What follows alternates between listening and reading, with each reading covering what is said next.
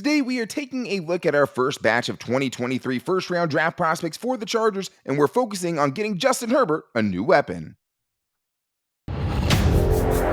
You are Locked On Chargers, your daily podcast on the Los Angeles Chargers, part of the Locked On Podcast Network.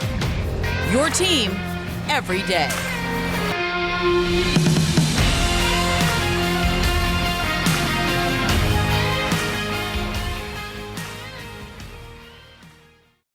What is up, and welcome into the Locked On Chargers podcast. I'm your host, Daniel Wade, joined as always by my co-host, David Drogemeyer. We've been covering the Chargers together now for 7 seasons, but this is our 5th season as a host of the Locked On Chargers podcast, bringing you your team every day. Thank you guys for making us your first listen today, and to make sure you never miss the show, go subscribe to the Locked On Chargers YouTube channel, and also follow the show for free on all platforms wherever you get your podcasts from. And it's exciting, David, our first kind of look at what this draft is going to look like for the Chargers and some of the guys they've been linked to.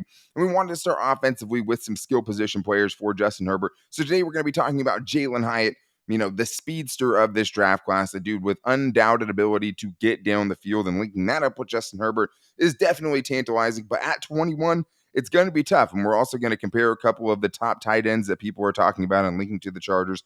Dalton Kincaid from Utah, and also Michael Mayer from Notre Dame, the place that Tom Telesco loves to draft from. But this episode is brought to you by FanDuel Sportsbook, official sportsbook of the NFL. Make every moment more. Visit FanDuel/LockedOn today to get started.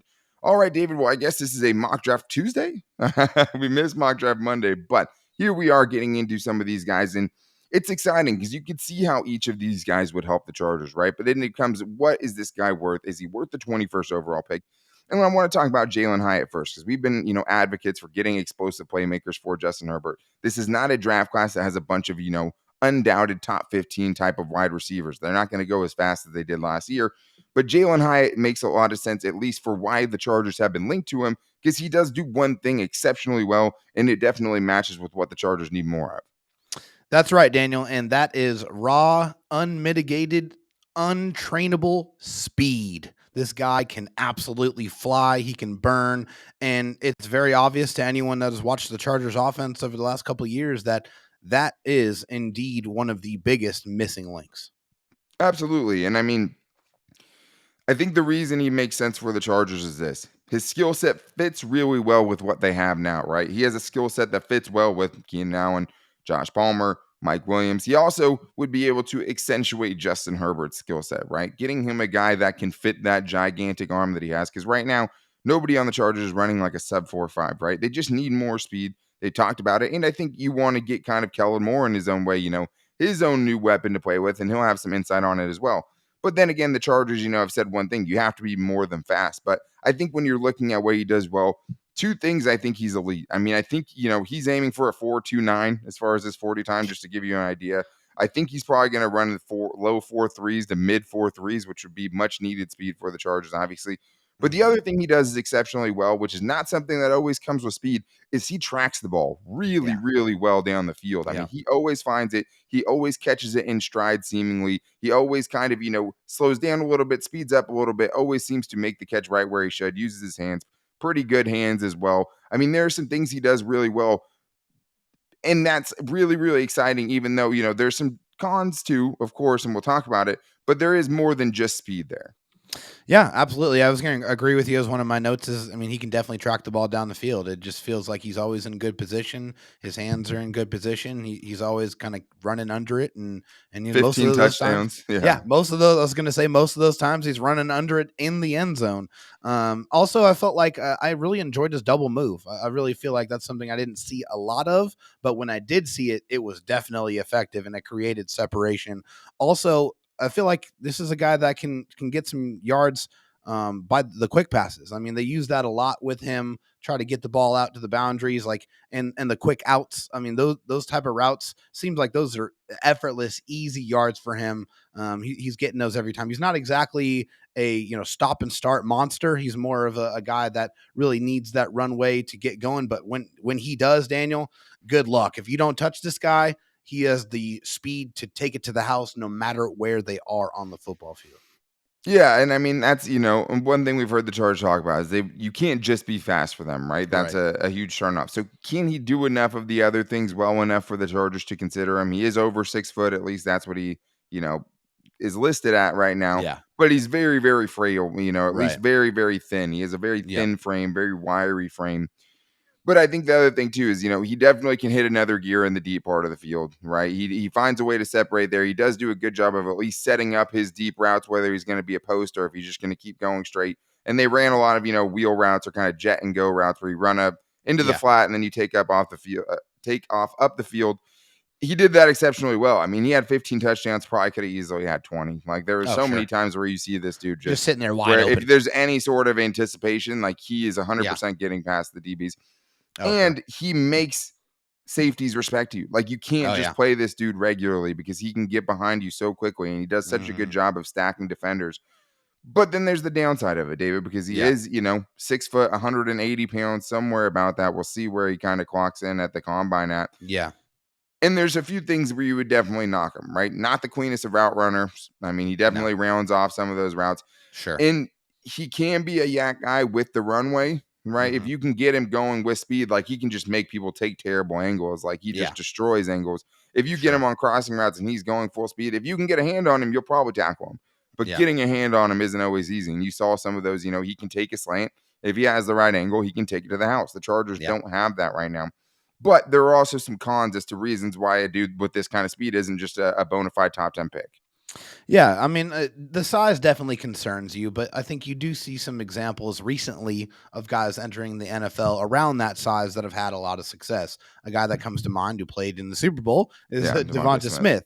He was right around the same body type, and this guy went for almost 1,200 receiving yards last season. So Yeah. there are different guys that have the same body type that have success. This guy is not going to be a great blocker. I mean, he's just not You're really right about built for that. that. Yeah, I'm being very generous when I say that. I feel like he also has a limited route tree. I mean, and I think that's maybe partially about how they used him 100%. there. I feel like there's more there. I feel like there's more application for that speed there, and we didn't really see that a lot. And so yeah, those are some of the things that kind of concern me with him. But man, there's definitely some different ways you can see how it would open things up for this Chargers offense with that just crazy speed.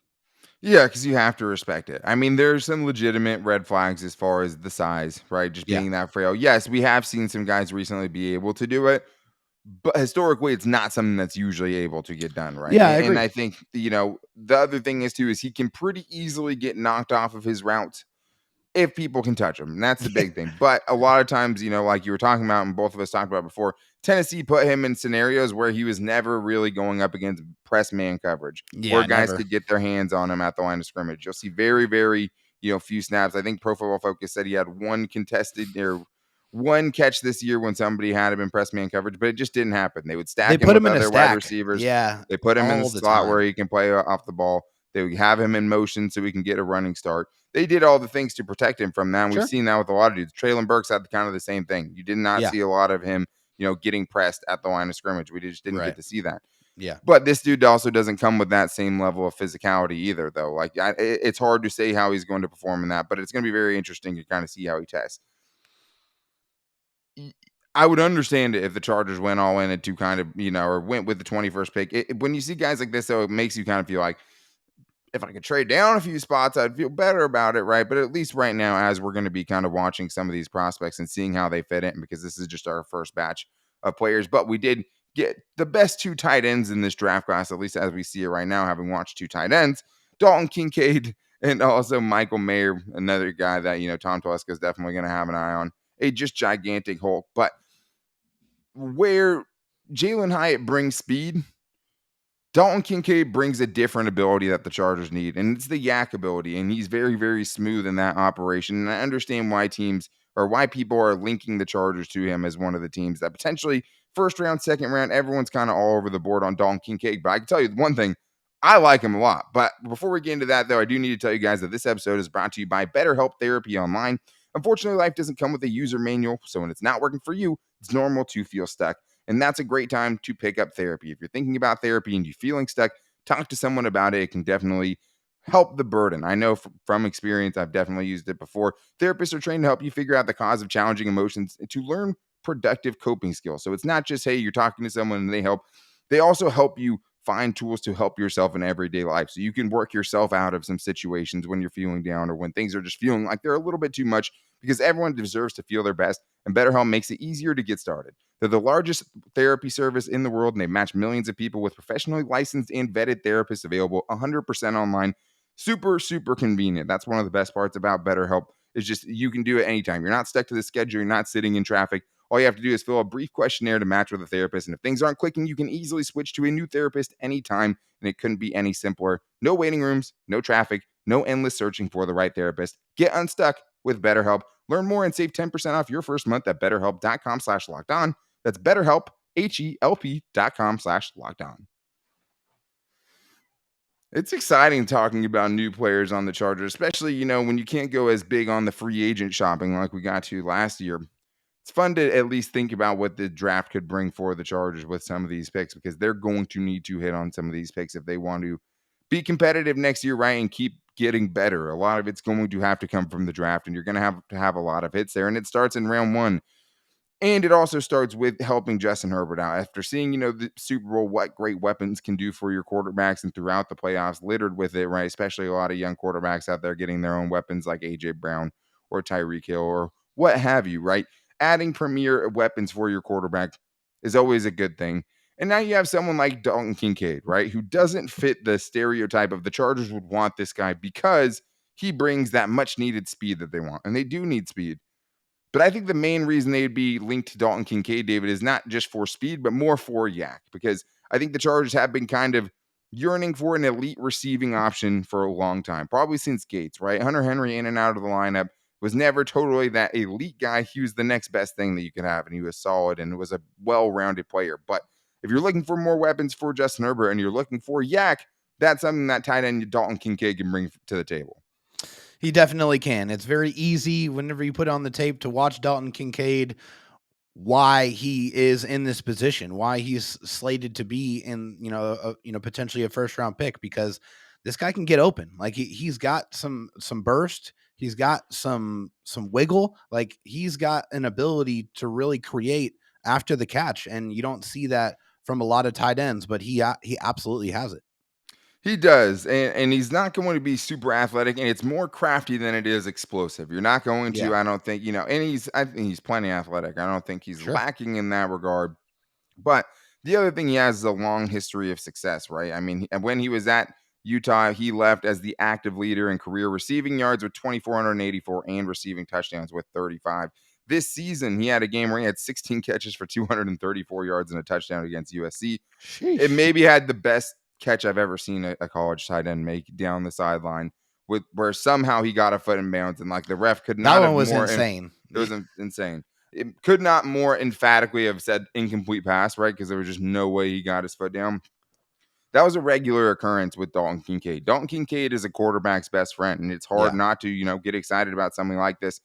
This is the crazy thing about him, right? He's not going to break 40-yard runs and explosive in that way, right? But like he led all of tight ends with 15 plus yard gains with 23 last year. So like he's getting you those chunk yards. And even though he's not breaking away for big yards, the best way I could explain it when I was talking to David is just like, it seems like he gets the most out of every catch. Like he makes people have bad angles. He's not easy to tackle. You never hit him square. So he's always carrying you for 2, 3, 4 yards after it. And he breaks tackles that way as well. I mean, he probably has the most forced missed tackles out of the guys we're talking about today. I agree. That's definitely one of the things that was on my list as well. And we don't, share notes before we get on the show, guys. It's just, We do not. this is what you see. I mean, he's a really smooth route runner, really strong hands in traffic. It just seems like, like you said, he just bounces The off hands guys. are insane. Yeah. He plucks the ball. He catches with his hands. He can go up for it. He's grabbing it in traffic. That was really, really impressive. You love that. And then another thing that, you have to talk about when it comes to tight ends is the blocking aspect of it. And I think one thing very specifically with Dalton Kincaid is him as a lead blocker. When they use him and they pull with him and they get him out in front as like an athletic lead blocker, I liked the work that he did. I feel like he provided some holes and opened some things up for his runners. And, you want to see that, especially with Kellen Moore coming into the fold as the offensive coordinator of the Chargers. We know in Dallas they used the tight ends a lot in the running game. And so that is one of the things you need to pay attention to when you're looking at guys that the Chargers could potentially bring into the fold. Yes, I think he's willing, and that's worth something. I think he's persistent, and that's worth something, right? He has the kind of tenacity to try to stick with it. He's not a huge dude, No. and there was times where he got ragdolled, and just kind of blown past as far as a blocker. So I don't think he's going to. You don't see that and say, okay, the Chargers are going to get much better as a run blocking team because they're bringing in Dalton Kincaid. Well, that's why I said lead blocker. Still, though, I mean, yeah, if you get, I mean, he doesn't pack much pop to me as far as the lead block goes. I think he gets in people's way. He uses his leverage very well. He knows where the running back is going and can most often at least wall that defender away from making a tackle, which is worth something, right? Yeah. Not everyone does that. I mean, Jalen Hyatt's a good example of guys where you can't always just, assume someone's going to do that, right? And yeah. But he has the willingness to do it. And I think the other thing, especially for the Chargers specifically with this, is like the Chargers missed Keenan Allen desperately last year. A guy like this, to me, is a very, very good supplement to not having someone like Keenan Allen on the field with what he can do in the middle of the field. I mean, the way he's able to sit down in zones, the way he's able to kind of subtly move his way into open passing lane, move his way into yards after the catch ability, opportunities, I think is next level as far as just instincts, football IQ, all of those things. I mean, he's maxed out to me. I mean, it would be hard for me to have higher grades on that stuff. He just subtly can get open and get himself in situations where he's going to get 4, 5, 6, 7 yards after the catch almost every time. I see the Zach Ertz comparisons. It makes sense to me. But David, I mean, I think one of the reasons I'm pushing back on the blocking is because, like, when you're looking for cons, that's really one of the only ones. I mean, he doesn't block with much power. He mostly just gets in the way. Sometimes he gets pushed around. Yeah, when he's on the end line, like when he's on the end of the line and he's asked to block, I definitely want to see him hold on to the blocks a little bit longer. That was definitely one of my detractors. I just felt like, when they moved him and they were getting him out in space and he was, using his athleticism, that's when he was at his best. He's not the best inline guy. He's definitely, a guy that you don't want him blocking defensive ends. Right. He's not going to be a guy that you can, you want to feel comfortable having him at the fullback position and being a lead blocker in that sense. I'm just saying, if you're moving him around the formation, you're trying to get athletic that way. Now, the other guy we're going to talk about, Michael Mayer, you can definitely put him in the fullback position and feel comfortable that he's going to be able to bring some pop. But that's not Dalton Kincaid's game. He's not going to be that type of guy.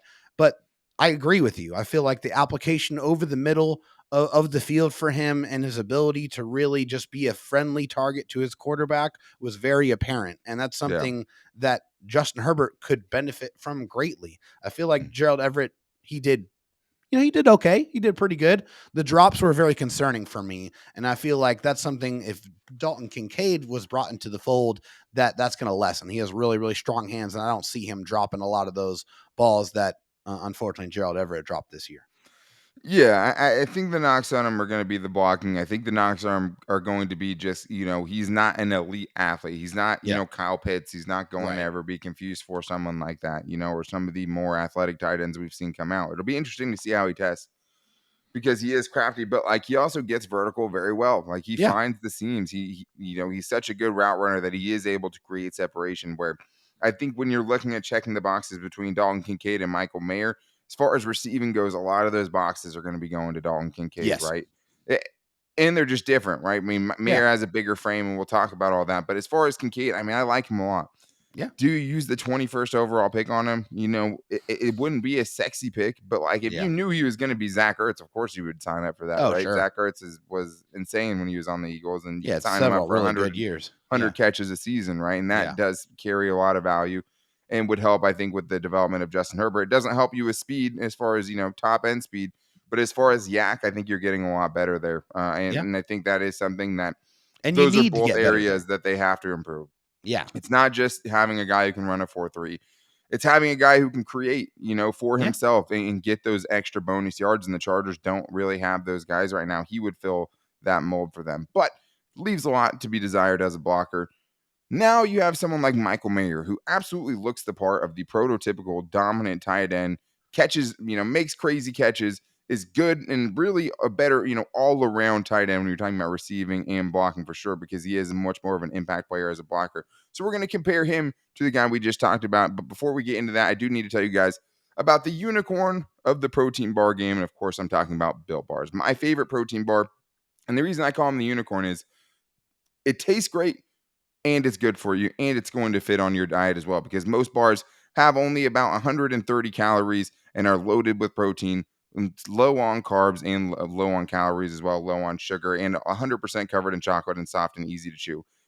If it doesn't taste good, I'm just not going to be able to eat it. And I'm not going to be able to consistently do it with my diet. It's so nice to have a Built Bar and have something that breaks up the monotony of a diet, because it can get really boring with the foods you have to eat a lot of the times on most diets. This also fits on keto and most of the big time diets. But I'm not sure how Built does it. It has something that tastes great. But I think one of the biggest things is the flavors that they have. I mean, you have so much variety with Built Bar, and they're available now much more than they were before, because you can go down to Walmart and you can get yourself a 4-pack box of cookies and cream, double chocolate, coconut puff, or you can go to Sam's Club and get a 13-bar box and get all the best flavors like brownie batter and churro. There's so many different ways that you guys can find your favorite flavor for sure. And if you get all those flavors, you're going to find one that you love. The flavors are just too ridiculous not to. But you can even save some money if you guys go to BuiltBar.com. You can use the promo code LOCKEDON15 and you'll get 15% off your next order. One more big time prospect for us today, David, as far as who the Chargers could potentially target in the first round at pick 21, which it feels like they have to hit on, right? And so far, I mean, I've liked the guys and I totally understand what makes, why they would make sense for the Chargers. But the 21st pick, that's a big time risk, right? I mean, you're not going to get like the top end players. Someone could fall to you. It's just kind of uncertain how it's going to all fall out at this point or shake out at this point. But what I will say, though, is this guy is very, very interesting, because if you're talking about just the prototypical what you would look for, in a first round tight end, Michael Mayer looks the part. And Yeah. why he'd be linked to the Chargers is trying to find the first kind of all around tight end that they've had since Hunter Henry, right? A guy that can go Yeah. out there and legitimately do both, and they haven't Yeah. had that in a while. Yeah, definitely. You see that all over the place with Michael Mayer. 6'4", 250. That's the size that you're generally looking for, and the production. It's just very, very steady. The freshman year, 42 receptions, 450, and then back to back over 65 catches the next two seasons, over 800 receiving yards and over 7 touchdowns each of those 2 seasons. He So was the focal point of their yeah, offense. absolutely Both he of these was. guys, really. And Yeah. and he was able to bear that load. He was able to excel with that. This is a guy who is a phenomenal blocker. I mean, it is all over the tape when you watch him. Truly excellent pass protection. He's very, very good in run blocking. He's experienced too. They move him all over the formation, inline, slot, out wide, in the fullback. That is They true. put him all over the place, and he was able to do all of those extremely well. He did play a lot. I think it's with Michael Mayer and for all these guys, it's how does it translate, right? Yeah. And one thing with him specifically that's going to translate, at least as far as, you know, where he has the most kind of pro ready part of his game is his body. I mean, he's huge. Yeah. And it's not just being 6'4", 6'5", 250 to some places I've seen up to 265 pounds, right? Yeah. It's being able to use that frame to box people out, using Yep. your body, right? And also, I think for a guy that size, adjust to the ball very well. A lot of I agree. balls thrown behind him that he was able to corral. He had a ton of contested catch opportunities, right? So you got to see him make a ton of contested catches, and he has, some really, really ridiculous touchdowns too. Both these guys, if you're just looking at the highlights, you're going to see some highlight level catches from both of them, right? I'm not as high on him as a run defender as you are. I mean, I think he Run has room blocker. to grow. Or as a run blocker as you are. I mean, I think the thing is he's good and he has room to grow, because it's like he has the willingness. He has a good initial pop. He doesn't sustain the blocks long enough. I mean, you see sometimes his guys going on and bouncing kind of off, making the tackle. But he's so big. He's so strong. I mean, I could see that part of his game getting a lot better. And I think we'll talk about kind of the lack of separation he gets sometimes, but I think when he does get separation, and one way he does get good separation is usually by using physicality at the top of the route. He's so big, Yeah. right? That at the top of the route, he's kind of shucking defenders if they're playing Right. up The close hand to him. fighting, right? Yeah. Yeah, I mean, he's too big for almost any DB. I mean, Mhm. he's a total load in that regard. And so I think Yeah. that's kind of when he's at his best. He's using his body to kind of create separation like that instead of kind of just running that into that separation or creating it with speed. Well, hey, you got to move. You got to make what work with your. I was trying to say is you got to use what your mama gave you, and for There you go. him, that is the size and the physicality. And you were saying that he was good in traffic and the contested catch situations. It's because he has to be. He's not the fastest guy. He doesn't have a Right. lot of wiggle. He doesn't have much burst. He's not a huge yards after catch guy, but the one thing that you do see is when he is in those situations where you have to catch in traffic, he is able to do that. And he's very, very successful. And you want to be able to see that translate to the next level. So Yeah. that is definitely very positive. But yes, I mean, it remains the fact that he's just not he's not very athletic. He's not going to get all of those extra yards that you want to see or that you necessarily need, but he's very polished.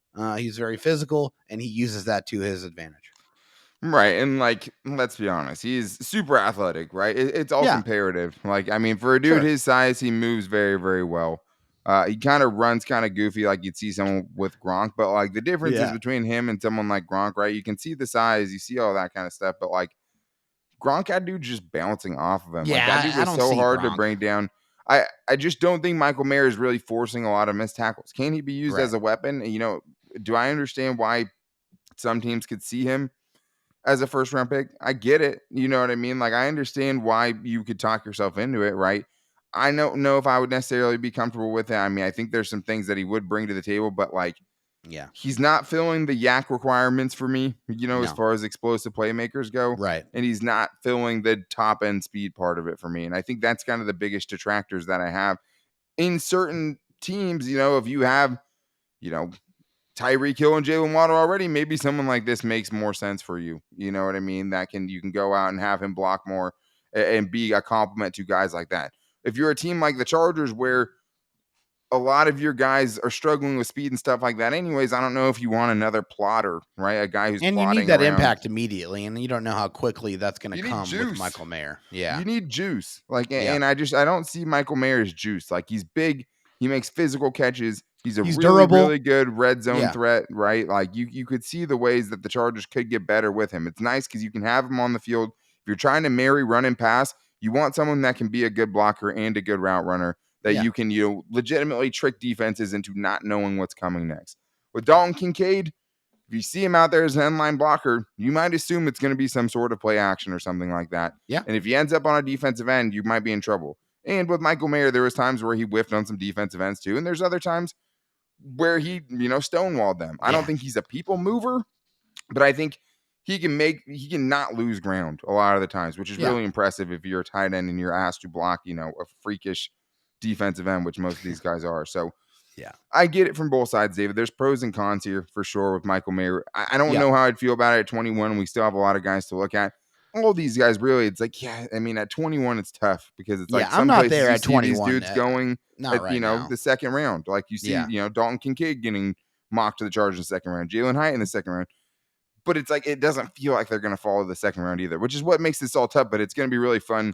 And guys shoot up the draft boards every single year. We see it. I mean, it doesn't matter. I mean, especially after the testing. After the testing, those numbers Right. bear a huge significance It's going to on move around so how much. these guys go. Yeah. I mean, Yeah. you're going to see so much movement from now until draft time. I mean, who knows where they're going to be slated then.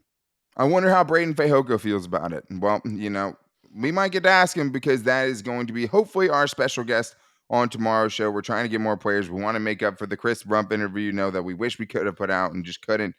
So maybe we can get some, some of his thoughts on that. But we were very excited to do that for you guys tomorrow. As far as these guys go, as the draft picks, just circling back, like, I don't know at this point if I'd be good with at 21. And like Daniel Jeremiah has Dalton Kincaid as his 9th overall prospect, right? They're Jalen Hyatt, like where people think he's going to be is so off. And we're gonna see. And we're gonna have more data kind of between the two of us of watching more guys to find out how we feel about these guys up at the top of the draft and if we feel like it's worth it there. Or maybe they go off the board and go defense. Definitely some roles that they could fill on that side of the ball too. But make sure you guys are back here tomorrow. I'm sure Braden Fayoko is going to say a lot of fun things. We have a lot of fun things to ask him for sure. So make sure you don't miss it. Go subscribe to the Locked On Chargers YouTube channel if you haven't already, and make sure you're following the show wherever you get your podcast from. You can find the Locked On Chargers podcast there, whether it's Apple Podcasts, Spotify, wherever you're looking for it, you can find the Locked On Chargers podcast, or on all of our social media. It's a good way to make sure you never miss a new show. You can find me on Twitter at Dan Talk Sports and David Drogemeyer on Twitter at DroTalkSD. You can also find the show's Twitter at Locked On LAC, as well as our Locked On Chargers Facebook page and at Locked On Chargers on Instagram. Super fun with this. I'm excited to get more into these draft prospects. I think it'll be our third year in a row where we're giving the best kind of draft, opinions and stuff and putting more work into it as we have. We put a lot of work into it. And we don't do it unless we're able to watch, multiple games of these dudes. So I'm really excited to keep breaking them down with you guys. We will have a Chargers mailbag this week, or even if you want to tell us, what you think about the Braden Fayoko interview, you can always hit us up on social media. But you can also call in to the voicemail line at 323-524-7924. Leave a 30-second voicemail, it's likely to get on the show maybe on Wednesday or maybe Fan Mail Friday this week, since we're going to have Braden Fayoko on tomorrow's show. So make sure you guys are back here for that. It's going to be a lot of fun. But until then, take it easy and go Bolts.